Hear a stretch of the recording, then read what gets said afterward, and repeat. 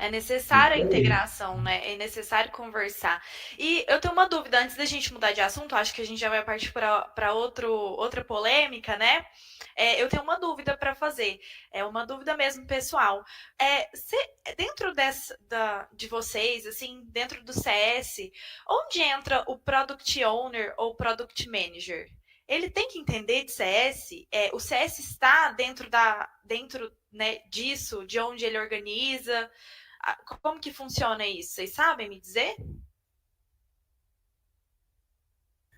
Eu acho que é legal até a minha trajetória, eu já atuei como PM. Eu comecei a minha carreira ali trabalhando com service design, e aí depois eu migrei para a área de produto. Então, eu atuei ali muito próximo dos times de tecnologia. Que eu vejo, né, de diferença, principalmente dentro do contexto que eu estava comentando mais cedo, que o PM ele está num viés ali de discovery e de delivery, né? Ele tem uma camada de tentar entender o que ele vai criar para o cliente e a partir disso ele tem que acompanhar a engenharia para poder de fato entregar a solução.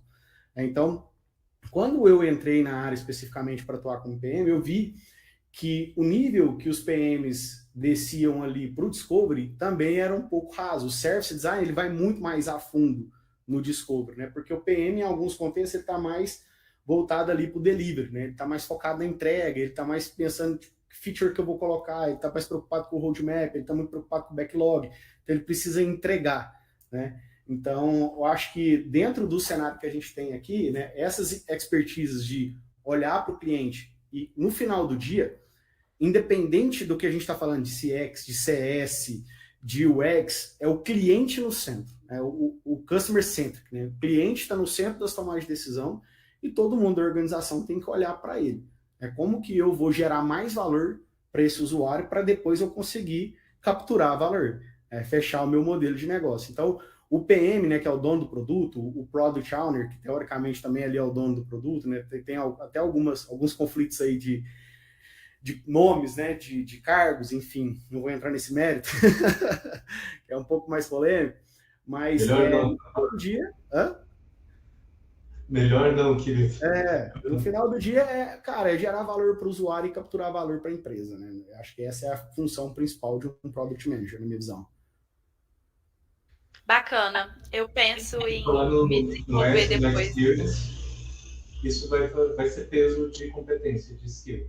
Porque você já conhece como vai ser fluxos e experiências, até fazer um research, até para dar um direcionamento na produção mesmo ali, como manager, como gestor, né? Gestor de produto ali, né? Aquela pessoa que vai fazer uma entrega, que vai interligar as engenharias todas para poder, né, sintetizar ali em produto. E você ainda vai ter uma visão posterior do usuário, porque vem do success, né? Vem do sucesso. Então você já começa a ter uma linha de pensamento numa jornada lá na frente. Isso pode ajudar. Você fala assim, não, a tomada de decisão aqui é porque o cliente lá na ponta, quando ele vai, a gente vai avaliar um sucesso, ele não vai expandir porque isso aqui é um ponto um ponto mais complexo para ele aprender essa competência, ele vai levar mais tempo, então talvez isso não vai ser importante para o sistema.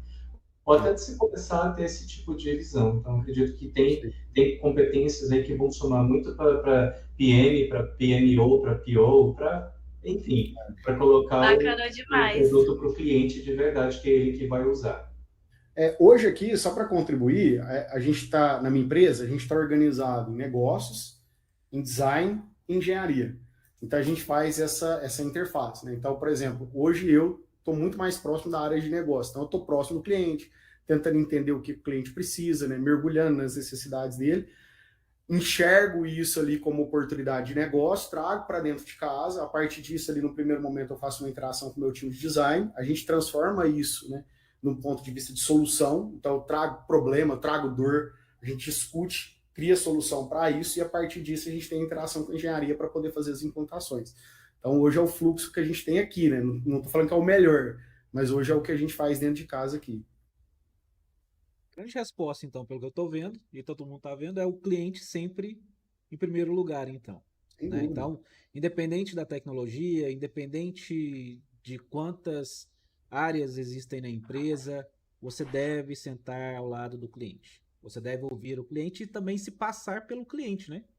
Que é o mais importante. Se passar vou ligar no 0800, Vou pegar e vou utilizar o meu produto para ver se realmente aquele produto tá naquela, né, é isso tudo que eu acho que ele é, porque às vezes não é, tá?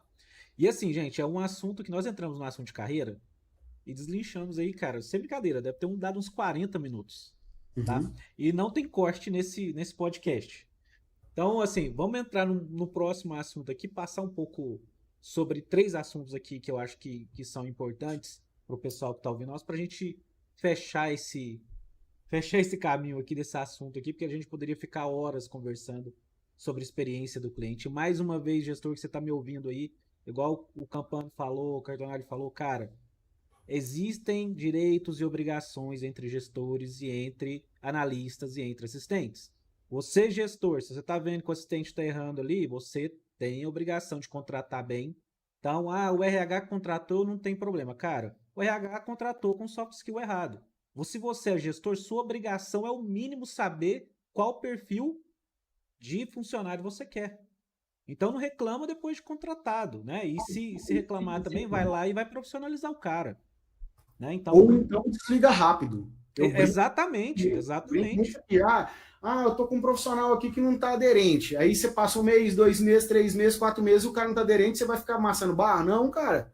Eita, Qual o exatamente, cara. problema? Desliga. Só que a maioria não quer desligar. Eu não consigo. Não, filho. Exatamente. Galera, bora. Porque também o que acontece? Não existe também da onde vai tirar a grana. Igual eu citei também no outro podcast. Cara, não adianta, já tem vários podcasts, né? Cleiton participou de um podcast comigo há 4 anos atrás, né, Cleiton? O Campano. Cleiton Campano, cara. Então a gente sempre fala de experiência do usuário. Então não adianta, empresa não vai. Empresa não é ONG, primeiro, tá? Empresa não é ONG. Ela precisa de dinheiro. Simples, tá? Então ela precisa de grana. Então, Ela tem que se humanizar, mas a finalidade ainda está ali, porque né? senão ela não Tem que estar nesse sobrevive. ponto. E essa coisa de eu identifiquei o cara não aderente, olha para as vagas que estão abertas, talvez ele tenha aderência com alguma lá dentro mesmo, já direciona logo, seja, expertise, gente, tem que ser ágil, não dá para brincar do ponto.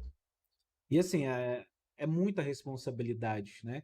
Porque nós estamos brincando e eu vi que eu não conheço pessoalmente o Cartonalho, mas é uma satisfação conhecê-lo, porque ele pensa muito na dinâmica como ela é, né? Então, eu sei que algumas pessoas vão falar, tá romantizando muito, cara, mas se você soubesse a importância que é quando você tem os olhos para a pessoa, e eu não tô falando assim, vai lá, ONG, manter o funcionário. Não, não quero isso. É igual o Cleiton falou, cara, não dá certo. Eu sou um cara que meus desenvolvedores são da Índia. Então, se eles não entregarem, é simples, cara, não vai receber. É preto no branco, não vai receber. Então, assim, mas o meu olhar com aquela pessoa, eu tenho que entender, né? Eu tenho que entender o que está passando ali. Eu não posso ser o último a saber. Eu não posso ser o último a esperar dar problema e falar assim, eu vou colocar na mão daqui, cara. Se der problema, depois ele que se vira. Cara, não. E a responsabilidade também, gente, nós não está mais na década de 90, que o funcionário entra e só tem que saber uma coisa também, né? Então, o cara é assistente, o seu assistente, não vou fazer nada, a responsabilidade não é assistente. Não, cara. Vai, né? Tem o YouTube aí, tem várias outras plataformas para você aprender. Mas eu acho que o essencial aqui é o cliente, ouvir o cliente. Ouvir o cliente e também. Simplicidade. E, Né? Você falou uma coisa interessante, Weder, que foi o cliente em primeiro lugar. O cliente no centro soa melhor, porque às vezes quando você coloca o cliente em primeiro lugar, ele retransforma a sua empresa inteira só para ele e os outros não existem só ele. boa, É boa. o famoso cliente, o cliente possessivo, é só meu, tudo meu, e você não é de mais ninguém. Quando o cliente está no centro, a gente redireciona para uma experiência mais saudável. E para contribuir com o pessoal que está ouvindo a gente, eu acho que é legal trazer algumas ferramentas, porque às vezes a gente fala assim, beleza, mas e aí, como é que eu coloco isso na prática, né? Como é que eu vou lá entender meu cliente? Tem uma ferramenta que eu gosto muito, que é um dia na vida. A gente fala de um dia na vida do usuário. Então eu vou me colocar um dia na vida daquela pessoa. E às vezes um dia não vai ser suficiente, você pode passar uma semana. Eu lembro que eu fiz um trabalho para uma grande telecom que eu fiquei 15 dias acompanhando os técnicos de campo. Fiquei 15 dias com os caras, entendendo como é que era a rotina deles, entendendo o dia a dia deles. Então, um dia na vida é uma ferramenta que eu gosto muito. Tem uma outra que a gente chama de sombra. Sombra eu vou ficar do lado da Helene o dia inteiro só observando o comportamento dela, o que ela faz, o que ela pensa, o que ela vê, o que ela sente, o que ela fala, quais são as dores dela. entender a rotina dela, entender o comportamento dela. Sombra é uma excelente ferramenta para você também usar. Então, se você pegar aqui essas duas diquinhas rápidas, né, um dia na vida do usuário e Sombra, você já vai ter algumas possibilidades aí para poder trazer insights para o seu negócio.